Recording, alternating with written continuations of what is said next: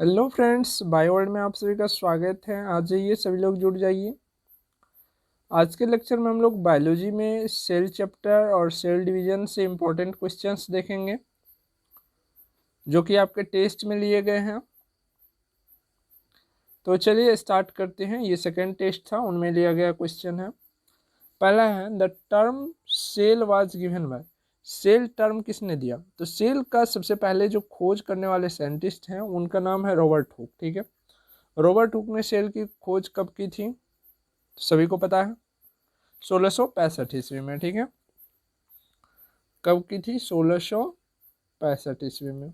और इन्होंने जो खोज की थी तो वो था कैसा? नॉन लिविंग सेल था, यानी डेड सेल था। ठीक है, और डेड सेल में कॉर्क सेल था। कॉर्क किसको बोला जाता है? मधुमक्खी का जो छाता होता है उनका। और इन्होंने सेल जो नाम रखा वो कहाँ से रखा, को बता सकते हैं? एक लेटिन नाम था सेल्यूला। ठीक है, सेल्यूला का अर्थ होता था चार दीवारी।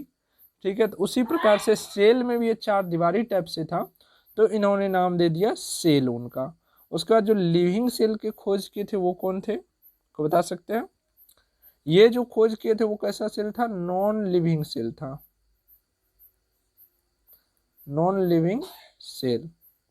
ठीक है, और लिविंग सेल का खोज किसने किया? तो बता सकते हैं आप लोग? ल्यूवेनहॉक। ठीक है, ल्यूवेनहॉक ने लिविंग सेल की खोज करी। ल्यूवेनहॉक ने लिविंग सेल की खोज कब करी, बता सकते हैं कोई? 1675 ईस्वी में। और इन्होंने, जैसे कि हमने बताया कि रॉबर्ट हुक ने कॉर्क सेल में देखा और उन्हें सेल बता दिया, लेकिन ल्यूवेनहॉक ने जिस सेल की खोज की वो कौन था? बैक्टीरिया था। ठीक है, चलिए आगे बढ़ते हैं, अगला क्वेश्चन देखते हैं। अगला क्वेश्चन है, the cell theory is not applied for. कोशिका सिद्धांत किसके लिए लागू नहीं होता है? ठीक है, कोशिका सिद्धांत किसके लिए लागू नहीं होता है, इसके लिए हमें जानना पड़ेगा कि कौन जो है पूरी तरह से सेल है या कौन जो है पूरी तरह से सेल या सेल का प्रोडक्ट नहीं है। कोशिका या कोशिका का जो उत्पाद बोलते हैं वो नहीं है। तो एल्गी जो है वो एक प्रॉपर सेल है, कोई दिक्कत नहीं। बैक्टीरिया जो वो भी सेल है। ठीक है, वायरस की बात हम छोड़ते हैं। और फंगी पर अगर आते हैं, कवक जिसको बोला जाता है, ये भी एक सेल है। तो बच गया आपका वायरस। ठीक है, अब वायरस के बारे में थोड़ा सा जानिए। इनका जो सेल मेम्ब्रेन होते हैं वो प्रोटीन के बने होते हैं। ठीक है, प्रोटीन के बने होते हैं और इसमें केवल जो है न्यूक्लियोटाइड्स और प्रोटीन होते हैं। तो प्रोटीन के लिए तो हमारे पास कोई भी ऐसा सेल नहीं है। जैसे अगर हम प्लांट सेल की बात करें तो वो सेल्यूलोज का बना होता है। अगर हम ह्यूमन सेल की बात करें यानी कि एनिमल सेल की बात करें, या तो फास्फोलिपिड का बना होगा यानी तो लिपोप्रोटीन का बना होगा, अगर सेल मेम्ब्रेन की हम बात करें तो वायरस जो है वो ना तो लिविंग है और ना ही नॉन लिविंग है। याद रखिएगा, क्यों होगा वायरस? वायरस ना तो लिविंग सेल है और ना ही नॉन लिविंग सेल है, ये बीच वाला है। ठीक ना, तो याद रखिएगा इन क्वेश्चन को। आगे बढ़ते हैं, अगला क्वेश्चन देखिए। अगला क्वेश्चन है, रिक्तिका के चारों ओर की झिल्ली कहलाती है। रिक्तिका दैट मीन्स वैक्यूल्स। वैक्यूल्स जो होते हैं वो प्लांट सेल में भी होते हैं और एनिमल सेल में भी होते हैं। ठीक है, एनिमल सेल में अगर होते हैं, अगर मान लीजिए एनिमल में होते हैं तो किस टिश्यू में होते हैं? एडिपोज टिश्यू में होते हैं। इसकी जो साइज होती है बहुत छोटी छोटी होती है। इनमें तीन ही कंपोनेंट होते हैं। बाहर में जो इसके एक लेयर रहते हैं उसका नाम है टोनोप्लास्ट। टोनोप्लास्ट। और इसके अंदर जो भरा रहता है वो क्या है? Cell sac. सेल सैक अंदर में जो भरा रहता है। ठीक है, टाइप्स ऑफ आपके वैक्यूल्स होते हैं, इसमें कोई दिक्कत नहीं। फूड वैक्यूल्स होते हैं, एयर वैक्यूल्स होते हैं, वाटर वैक्यूल्स होते हैं। ठीक ना, कई सारे टाइप्स होते हैं। अगला है, microfilaments are compose of a protein called. Microfilaments जो है एक प्रोटीन से बना होता है जिसे हम लोग क्या कहते हैं? तो एक्टीन बोला जाता है। ठीक है, प्रोटीन का एक पॉलीमर्स चेन टाइप से होते हैं जिसमें एक्टीन जो प्रोटीन होते हैं वो ज़्यादा मात्रा में होती है, इसीलिए बोला जाता है एक्टिन प्रोटीन का। ठीक ना, आगे बढ़ते हैं। A plant cell was is mainly compose. Plant cell जो है यानी कि पादप कोशिका भित्ति किस चीज़ की बनी होती है? अभी हमने पिछले क्वेश्चन में हमने बताया था कि प्लांट की जो कोशिका भित्ति होती है that means cell wall. Cell wall किस चीज़ का बना होता है? सेल्यूलोज का बना होता है। ठीक है, अब यहाँ से एक होमवर्क देते जा रहा हूँ आप लोगों को, बताना है animal cell wall. Animal cell wall जो है किस चीज़ का बना होता है, ठीक है, ये आप लोग कमेंट में कीजिएगा सभी लोग। अगला क्वेश्चन है, term protoplasm was coined by, यानी कि प्रोटोप्लाज्म शब्द किसके द्वारा दिया गया। प्रोटोप्लाज्म किसको बोला जाता है, एक सेल होती है, सेल के अंदर साइटोप्लाज्म होती है, ठीक है, साइटोप्लाज्म के अंदर न्यूक्लियस होता है और न्यूक्लियस में जो है न्यूक्लिक एसिड रहते हैं, और फिर न्यूक्लियस में भी क्या रहता है, न्यूक्लियोलस रहता है, ठीक ना। ये हो गया आपका सेल मेम्ब्रेन, ये हो गया आपका साइटोप्लाज्म, ये हो गया न्यूक्लियस, और ये हो गया न्यूक्लियोलस, ठीक है। तो सिर्फ सेल वॉल या सेल मेम्ब्रेन को हटा दीजिए, ठीक है, अगर प्लांट में हो तो सेल वॉल को हटा दीजिए प्लस सेल मेम्ब्रेन को हटा दीजिए, अगर एनिमल का है तो सेल मेम्ब्रेन को हटा दीजिए, उसके बाद जो बच जाता है आपका, या दैट मीन्स साइटोप्लाज्म प्लस में न्यूक्लियस प्लस न्यूक्लियोप्लाज्म, ये तीनों को मिला करके क्या नाम दिया जाता है, प्रोटोप्लाज्म, ठीक है, इनको प्रोटोप्लाज्म बोला जाता है। और इनका ये प्रोटोप्लाज्म कहा था किसने पहली बार, तो प्रोकिन्जे ने कहा था, ठीक है। तो राइट आंसर क्या हो जाएगा आपका, बी हो जाएगा। आगे बढ़ते हैं, अगला है, lysosome are known as suicidal bag because, lysosome को आत्मघाती की बैग या थैली के रूप में जाना जाता है, क्यों, क्योंकि उसमें कई सारे एंजाइम्स होते हैं, और एंजाइम्स क्या करते हैं, हमने पिछले क्वेश्चन बताया था, या पिछले बायोलॉजी के जो ऑब्जेक्टिव लेक्चर्स लिए थे उनमें हमने बताया था कि एंजाइम्स जो है वो क्या रहते हैं, प्रोटीन्स रहते हैं, और प्रोटीन कुछ खास प्रोटीन जो वो एंजाइम बनते हैं। और एंजाइम क्या करता है, जिस तरह से आपके केमिस्ट्री में कैटलिस्ट होते हैं जो आपके रिएक्शन को घटाते या बढ़ाते हैं, उसी प्रकार से बायोलॉजी में हम लोग एंजाइम्स को जानते हैं जो कि किसी प्रकार के मेटाबॉलिक एक्टिविटी को रेगुलेट करता है, ठीक है। तो उत्प्रेरक गतिविधि करते हैं कौन, लाइसोसोम। आगे बढ़ते हैं, अगला क्वेश्चन देखिए, who coined the term mitochondria, mitochondria शब्द किसने दिया, माइट्रोकॉन्ट्रिया शब्द जो है वो किसने दिया, बेंडा ने दिया, ठीक है। माइट्रोकॉन्ट्रिया ऐसे होती है जिसके अंदर वाले जो है ये डबल मेम्ब्रेन होते हैं, डबल मेम्ब्रेन बॉन्ड ऑर्गेनेल होते हैं, ये आपके साइटोप्लाज्म में देखने को मिलेगा, ठीक है, स्पर्म में भी होती है माइट्रोकॉन्ट्रिया। माइट्रोकॉन्ट्रिया को क्या बोला जाता है, पावर हाउस ऑफ सेल, ठीक है, पावर हाउस ऑफ सेल बोला जाता है। और ये क्या प्रोड्यूस करता है, एटीपी, ठीक है, एटीपी क्या है, सेल की करेंसी है, ठीक है, जिससे हमारे सेल को ऊर्जा मिलता है।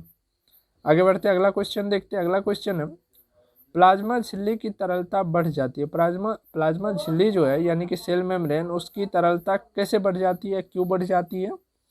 तो जब आपको पता होगी कि जब आपके जो सेल मेम्ब्रेन है, ठीक है, उनमें अगर फैटी एसिड, क्या, फैटी एसिड की जब मात्रा बढ़ जाती है, ठीक है, फैटी एसिड की जब मात्रा बढ़ जाती है तब आपके प्लाज्मा का फ्लूइडिटी घटता या बढ़ता है। तो अब फैटी एसिड कितने टाइप्स के होते हैं, दो टाइप्स के होते हैं, अनसेचुरेटेड जिसको असंतृप्त बोलते हैं, और एक होता है सेचुरेटेड जिसको संतृप्त बोलते हैं, ठीक है। तो टेस्ट में क्वेश्चन पूछे हुए थे और आप लोगों ने, बहुत सारे लोगों ने जवाब दिया था, ये क्या है बताइए कोई, अनसेचुरेटेड या सेचुरेटेड, बिल्कुल सेचुरेटेड, जब सेचुरेटेड इंक्रीज होते हैं तब जाकर के आप सेल की फ्लूइडिटी जो है यानी कि तरलता बढ़ जाती है। आगे बढ़ते हैं, अगला देखते हैं, ऑक्सीजन और कार्बन डाइऑक्साइड किस प्रक्रिया द्वारा प्लाज्मा झिल्ली को पार करते हैं, प्लाज्मा झिल्ली को जब पार करते हैं ऑक्सीजन और कार्बन डाइऑक्साइड, तो इस प्रकार की प्रसरण विधि को हम लोग सक्रिय प्रसरण यानी कि एक्टिव डिफ्यूजन कहते हैं, ठीक है, जब दोनों साथ साथ बाहर निकलता है तो उसको हम लोग क्या बोलते हैं, एक्टिव डिफ्यूजन बोलते हैं। यहाँ से मैं एक क्वेश्चन आप लोगों को लिए छोड़ा जाता हूँ, जब केवल सिर्फ O2 बाहर निकलते तो इस प्रकार के डिफ्यूजन को क्या नाम दिया जाता है, ये आप लोग बताइएगा, ठीक है। चलिए आगे बढ़ते हैं, सेम क्वेश्चन आ गया है, कोई दिक्कत नहीं, आगे बढ़ते हैं।